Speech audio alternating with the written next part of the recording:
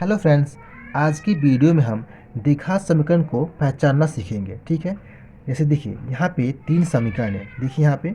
ठीक है, और इस समीकरण से हमको पहचानना है कि कौन सा द्विघात है और कौन सा नहीं है। ठीक है, तो इन प्रश्नों को हल करने से पहले हमको सीखना होगा कि द्विघात समीकरण कैसे पहचानते हैं। ठीक है, तो चलिए वीडियो शुरू करते हैं। देखिए ये हमारा है द्विघात बहुपद। अब द्विघात बहुपद किसे कहते हैं? देखिए, ऐसा बहुपद जिसके चर अक्षर का अधिकतम घातांक कितना हो, 2 हो, उसे हम कहते हैं द्विघात बहुपद। जैसे देखिए ये हमारा द्विघात बहुपद है। ठीक है, तो इसमें जो x है इसका अधिकतम घातांक कितना है, 2 है, तो ये हमारा द्विघात बहुपद हो गया। ठीक है, और ये जो है इसका व्यापक रूप है, यानी कि द्विघात बहुपद का ये व्यापक रूप है। इसका मतलब ये है कि जो द्विघात बहुपद है वो इसी रूप में आता है। ठीक है, और इसमें a b c ये जो है ये तीनों अचर राशियां हैं, यानी कि वास्तविक संख्या है। ठीक है, रियल नंबर है। ठीक है, और इसमें जो ये x है ये क्या है, चर राशि है। ठीक है, अब देखिए द्विघात बहुपद को हम पी एक्स से निरूपित करते हैं। ठीक है, यानी कि पी एक्स बराबर क्या होगा, a x square plus b x plus c. इसे हम कहते हैं द्विघात बहुपद। अब देखते हैं हम द्विघात समीकरण। देखिए ये हमारा द्विघात समीकरण है। देखिए अगर हम पी एक्स, ठीक है, अब देखिए अगर पी एक्स बराबर हमारा क्या हो, द्विघात बहुपद हो, तो पी एक्स बराबर 0, ये क्या होगा, ये मेरा द्विघात समीकरण होगा। ठीक है, अब जानते ही हैं कि पी एक्स से हम इसको निरूपित करते हैं। ठीक है, यानी कि a x square plus b x plus c बराबर 0, ये हमारा क्या हो जाएगा, द्विघात समीकरण हो जाएगा। ठीक है, जैसे देखिए ये हमारा क्या है, द्विघात समीकरण है, यानी कि x square plus 7x plus 12 equal to 0, यानी कि 0 आ गया। ठीक है, तो क्या हुआ, हमारा द्विघात समीकरण है, और ये हमारा द्विघात समीकरण का व्यापक रूप है। ठीक है, यानी कि जो हमारा द्विघात समीकरण है वो इसी रूप में आएगा। ठीक है, इसमें ए बी सी ये क्या है, ये हमारा रियल संख्या है। ठीक है, वास्तविक संख्या है, और एक्स क्या है, ये हमारा चर राशि है। ठीक है, अब देखिए यहाँ पे ए नॉट इजकल टू 0 होना चाहिए। ठीक है, यानी कि ए कभी 0 नहीं होना चाहिए। ठीक है, और यहाँ पे x का उच्चतम घात क्या होता है, 2 होता है, तब हमारा ये द्विघात समीकरण होता है। ठीक है, देखिए इसमें 2 चीज़ें होनी जरूरी है। पहला ए नॉट इजकल टू 0, ठीक है, और दूसरा x का उच्चतम घात 2 होना चाहिए। ठीक है, अब चलिए हम क्वेश्चन को हल करते हैं और डिटेल्स इसको समझते हैं। देखिए ये हमारा क्वेश्चन है। ठीक है, ये क्या है, इस समीकरण है, इसको जांच करना है कि द्विघात समीकरण है कि नहीं। ठीक है, तो सबसे पहले हम क्या करेंगे, सबसे पहले हम इसको घात के घटते क्रम में लिखेंगे। ठीक है, यानी कि देखिए यहाँ पे एक्स स्क्वायर है, सबसे बड़ा घात यही है इसमें, तो इसको पहले इधर रखेंगे हम, यानी कि 9x स्क्वायर। ठीक है, सबसे पहले हम क्या करेंगे, सबसे पहले हम इस समीकरण को घातों के घटते क्रम में लिखेंगे। ठीक है, तो देखिए इसमें सबसे बड़ा घात कौन सा है, यहाँ पे एक्स स्क्वायर, यानी एक्स का पावर यहाँ पे 2 है, तो ये क्या है, सबसे बड़ा घात है, तो पहले इसको लिखेंगे हम। इसके बाद कौन सा लिखेंगे, यहाँ पे एक्स है तो इसका पावर कुछ नहीं है तो 1 है। ठीक है, तो इसके बाद इसको लिखेंगे, तो प्लस ये 7x, इसके बाद लास्ट में ये बच गया, तो -8 बराबर 0। ठीक है, तो ये हमारा समीकरण हो गया। अब देखिए इसका तुलना हम सबसे पहले किससे करेंगे, द्विघात समीकरण के व्यापक रूप से। ठीक है, तो द्विघात समीकरण का व्यापक रूप क्या है, a x square plus b x plus c बराबर 0, ये हमारा द्विघात समीकरण का व्यापक रूप है।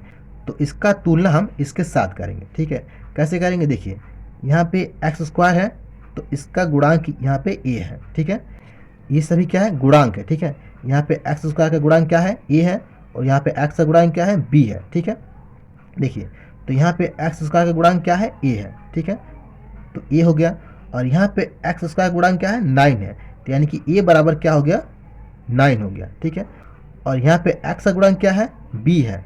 ठीक है, और इस समीकरण में क्या है, एक्स का गुणांक 7 है, यानी कि बी बराबर 7 हो गया, और यहाँ पे सी बराबर क्या हो गया, -8, यानी कि सी बराबर क्या हो गया, -8।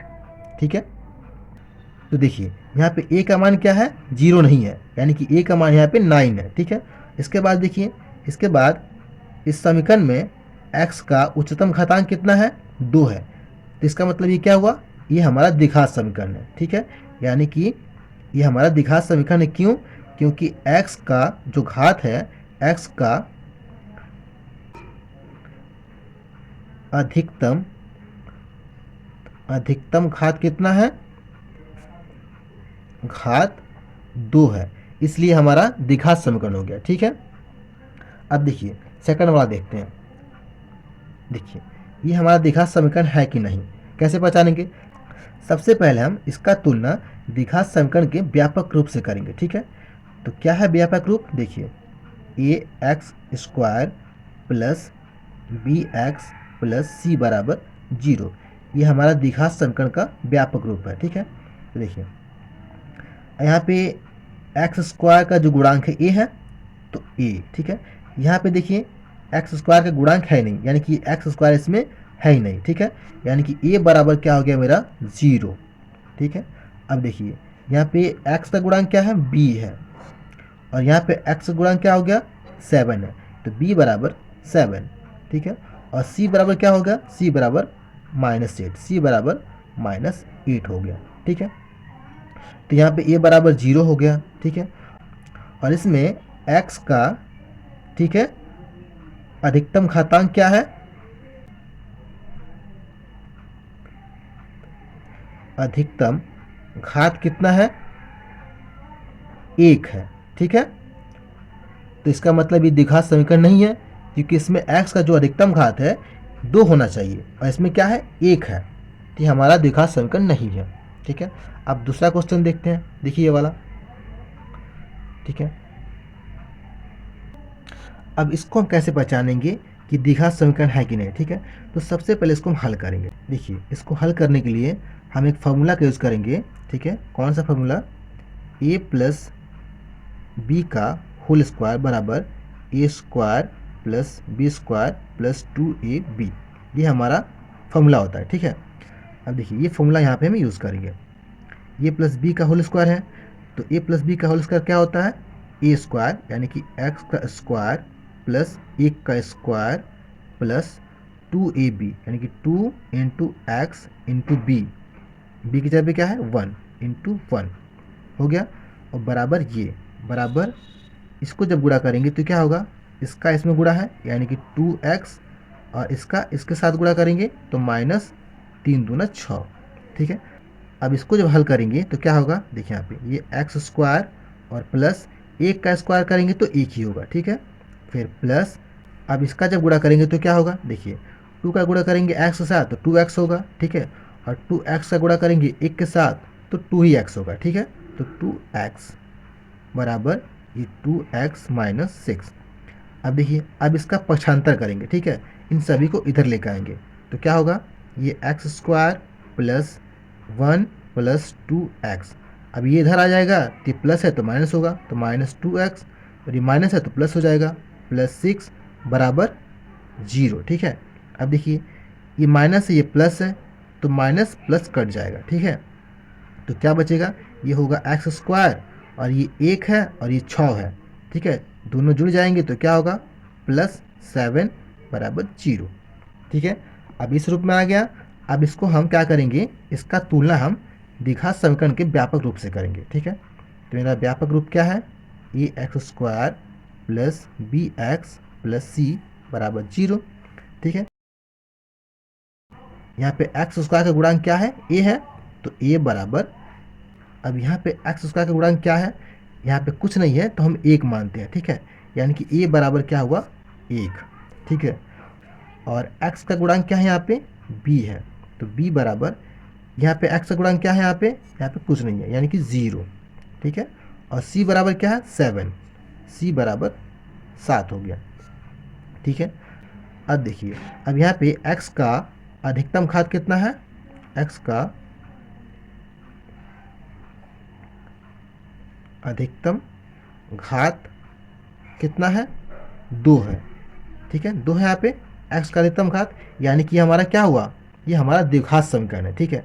देखिए आप यहाँ पे b 0 है, ठीक है, लेकिन ये क्या है, फिर भी ये द्विघात समीकरण है। समझ गए? यहाँ पे a 0 नहीं होना चाहिए, ठीक है, a 0 नहीं होना चाहिए, b 0 हो गया कोई बात नहीं है, लेकिन a 0 नहीं होना चाहिए, ठीक है। और x का अधिकतम घात हमारा 2 होना चाहिए, ठीक है। यानी कि द्विघात समीकरण होने के लिए क्या जरूरी है, a बराबर 0 नहीं होना चाहिए, और दूसरा x का घात अधिकतम क्या होना चाहिए, 2 होना चाहिए, ठीक है। तो इस वीडियो में इतना ही फ्रेंड्स। वीडियो अगर अच्छी लगी हो तो वीडियो को लाइक करें, चैनल को सब्सक्राइब करें। Thank you friends.